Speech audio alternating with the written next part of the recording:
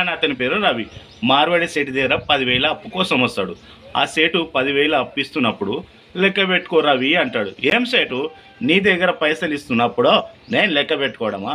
అవసరం లేదు సేటు, మీరు దేవుళ్ళ సొంటోడు సేటు అని వెళ్ళిపోతాడు.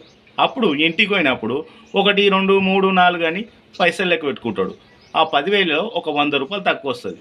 ఈ మారోడోడు పీసోడు 100 రూపాయలు తక్కువ ఇచ్చిండు అని మనసులో అనుకొని మళ్ళీ ఒకసారి లెక్క పెట్టుకుంటాడు. లెక్క పెట్టుకున్నాడు, కరెక్ట్ వస్తాయి. అప్పుడు 4 కడుచుకుంటాడు. మార్వాడోళ్ళు అట్లా కాదు. నువ్వు అన్ననే కానీ, అక్కనే కానీ, తమ్ముడే కానీ, అమ్మనే కానీ ఎవరైనా డబ్బులు ఇస్తే ఆ మార్వాడోళ్ళు అప్పుడే ఎంచుకుంటారు. మార్వాడోళ్ళది ఎట్లుంటుందంటే తన సొంత ఇంట్లోనైనా తన బంధువుల ఇంట్లో అయినా ఫంక్షన్ అయితే షాప్ మాత్రం క్లోజ్ చేసిపోరు. ఎవరో ఒకరు షాప్లో ఉంటారు, మిగతా వాళ్ళు ఫంక్షన్. కొంతమంది అంటారు మన తెలంగాణ వాళ్ళు పీసోళ్ళు రా, వాళ్ళ సొంత ఇంట్లో కూడా ఫంక్షన్ ఉంటే షాప్ ఓపెన్ చేస్తారు అంటే వాళ్ళు పైసకు టైంకు వాల్యూ ఇస్తే అది మనది అవుతుంది, వాల్యూ ఇవ్వకుంటే వేరే వాళ్ళది అవుతుంది. వాళ్ళ సిద్ధాంతం అది. పైసకు టైంకు వాల్యూ ఇస్తే అది మనది అవుతుంది, వాల్యూ ఇవ్వకుంటే వేరే వాళ్ళది అవుతుంది. వాళ్ళ సిద్ధాంతం అది.